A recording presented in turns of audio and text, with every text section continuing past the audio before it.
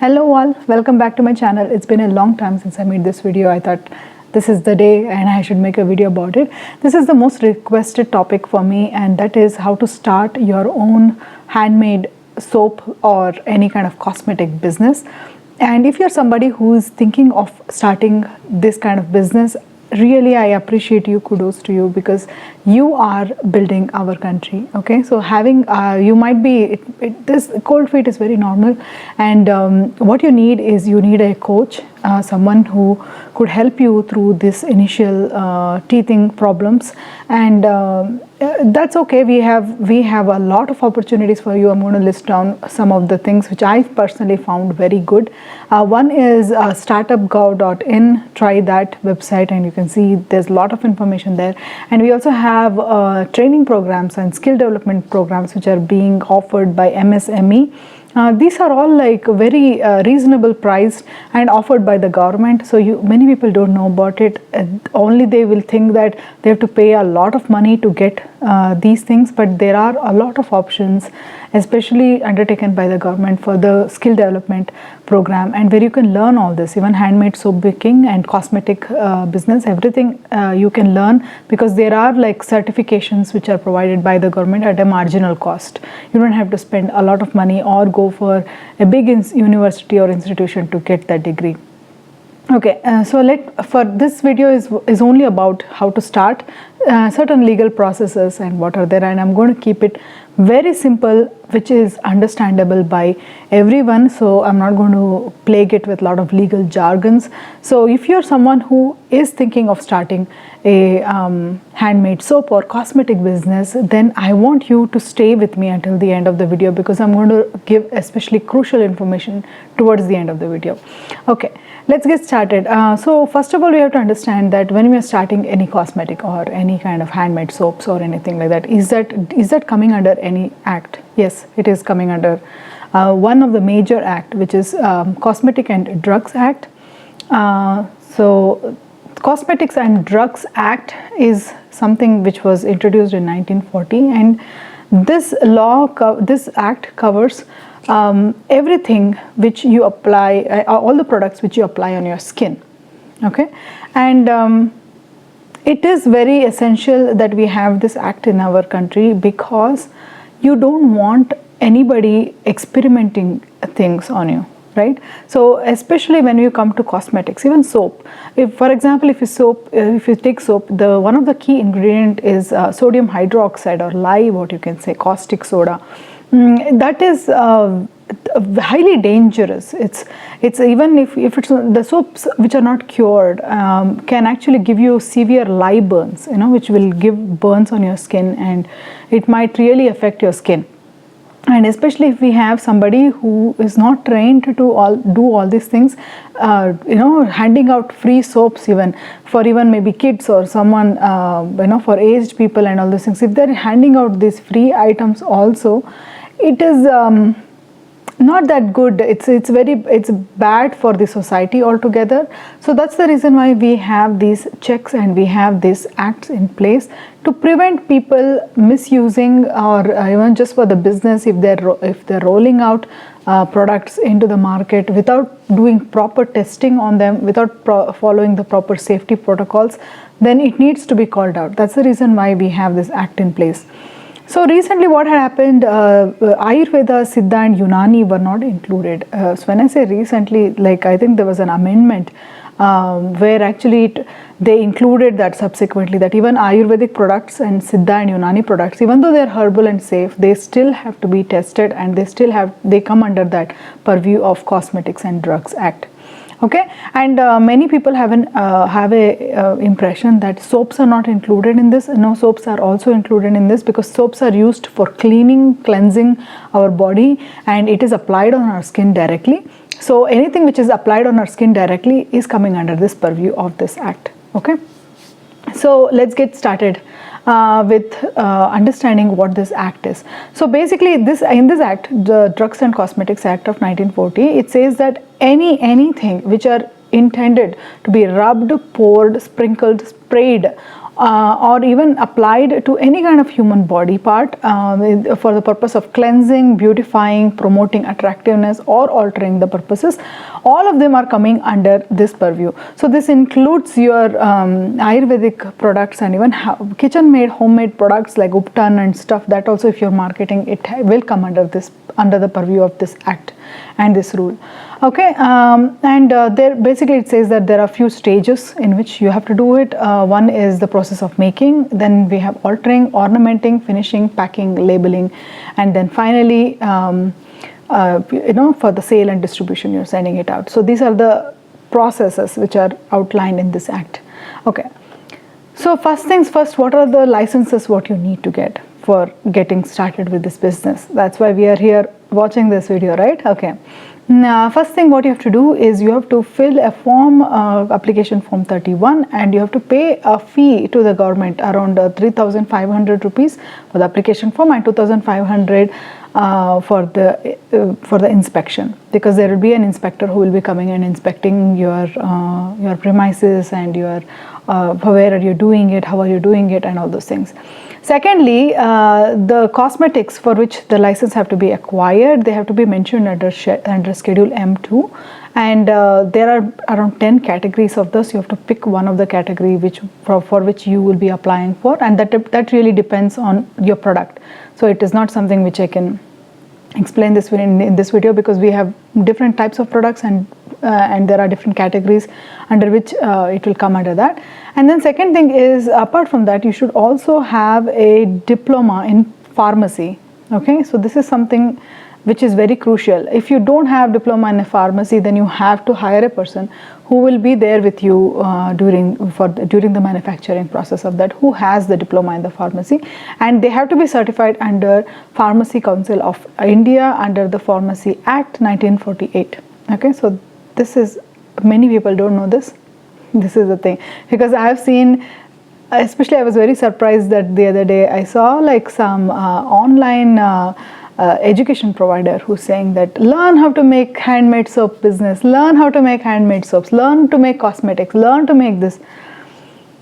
Okay, whatever you learn, unless you have these kind of requirements, you really cannot start a business. And unless you find out all these things, it's like very in our head we feel like, oh, we can do all these things. But these are the rules, and rules are there for a reason, so that any person who just did this course will not be doing handmade soap business, right? We need proper legitimate people. And then the person who's applying for the license of manufacturing should have passed intermediate exam in chemistry. That means they should have studied chemistry in their 12th, okay, and or they should have had they should have passed an examination which is recognized by the licensing authority. So the licensing authority lists down few of the examinations which it recognizes. So all these online ones, I don't think that is recognized by the licensing authority. So please do check the recognized licensing authorities, which mean the institutions which are recognized by this licensing authorities. Please make sure you check the list and then take the course. Otherwise, I'm really sorry to say they're just making money, and you will not be benefiting from it. Okay. And then next one is, at the time of applying license, it's required to mention the information like what type of equipment are you using, what is the manufacturing, what is the facility, where will you be doing, what's the minimum area of manufacturing, and all those things. Those details also have to be mentioned. If you're doing like at home or something, in that case you should have a designated area to do this. Because the reason why they tell this is because all this cosmetics have a lot of chemicals which are involved in this. In that case, there might be the safety hazards in that, so that we have to ensure that the safety is taken care of. Okay, that's what the inspectors will come and look for it. So next one is, apart from those details of licensing authority, also they considered before approving the license that whether the cosmetic is misbranded or is a spurious cosmetic. That means if it is for example, if we say that it's a baby soap, okay, so if it's a baby soap, then there are requirements for it, so that comes into that category of baby soap. If it's harsher, for example, if it has more harsh chemicals which are not suitable for the baby skin, then it is a misbranded or a spurious cosmetic or a product.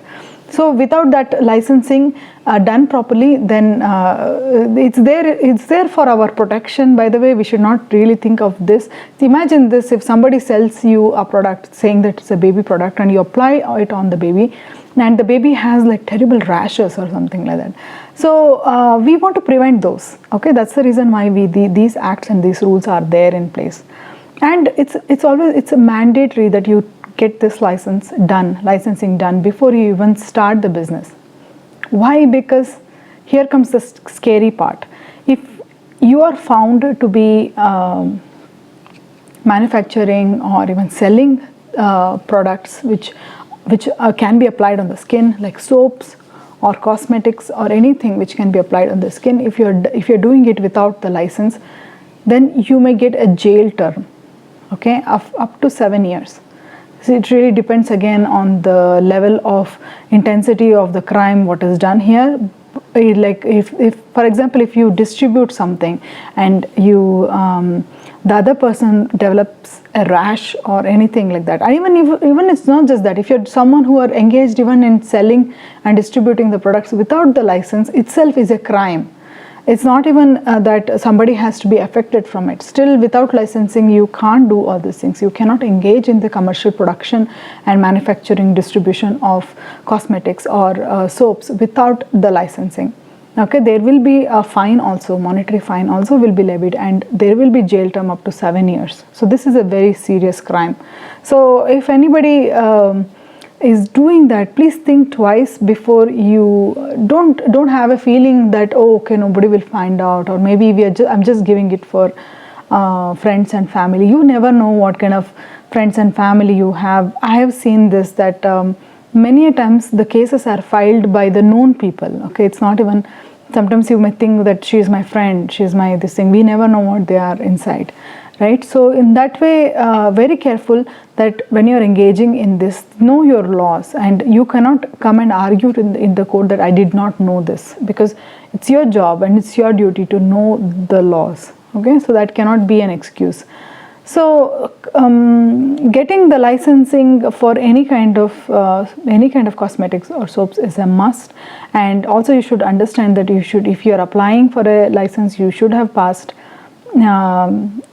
chemistry in your 12th, or any kind of licensing if you want to do. It's better if you're very passionate about this, get your certifications done well in advance, enroll yourself, check the licensing authority of India and see what are the recognized courses which they approve of, and enroll in one of those and get yourself certified, and then maybe start, because it should not be that your dreams should not be cut in half. Okay, and if you are someone who is engaged in startup Go, there are many kind of angel investors and angel who are like how, if you have seen Shark Tank, okay, so you must have seen what they do, right? So that's how the processes are for angel investors. They may help you out in this to understand this, but they will not be able to help you out with the starting process. That's the reason why this video is very crucial, that you have to learn how to get yourself started. If you're someone who's thinking of changing, maybe you're passionate about these kind of apothecary and cosmetics and soaps, if you're very passionate about it, then I will really suggest you to get your certifications done before. Get your that too from recognized recognized institution which is giving this kind of certificates, not something like random online, you go and you check it and you do it.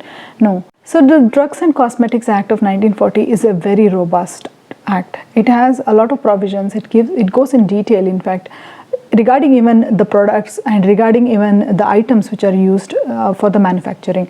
Like some of the chemicals, like one of the examples would be hydroquinone, which is used in fairness creams and bleaching agents. So it makes your skin fair basically. That has to be used in only specific percentage, and that actually, in fact, that chemical in fact is banned in so many countries, but not sure why we are still using it. But that is something which also comes under the purview of the Drugs and Cosmetics Act. See, some of the items are very poisonous and some of the items are very hazardous in nature, and that's the reason why any skin product which is involving some of the products which are not regulated, then in that cases the inspections will be very severe for those facilities. And another thing is, many people will think that Ayurvedic and Unani Siddha drugs are not under this purview. Many people will sell it without even knowing it. But please, and I'm seeing this especially in Instagram accounts where people are casually selling all the skin creams and all the even Ayurvedic products which are not even regulated, which are not even approved by this. So that's something which you have to understand, that this is a very serious offense. Okay, you might go to jail for it for up to 7 years, which is quite harsh actually if you think about it. But then again, the laws are there in a place to protect people, because we don't want somebody else suffering at the cost of the other person's business. That's the reason why I think if you're someone who is interested in this kind of business, please know your law, please read that act in detail, or if you want me to make a detailed video on this, then put that in the comment box below and stay subscribed so that I will make that video sometime when I get it. It's a very big act that I'll try to go over all the provisions of that Drugs and Cosmetics Act of 1940. Or you can also look at it and see what are the provisions, and please be safe. I always say this: be safe, be legally safe, and do share this content, because I feel that a lot of legitimate content is not being floated around in YouTube. And stay subscribed, and I'll see you in the next video. Until then, bye. Take care.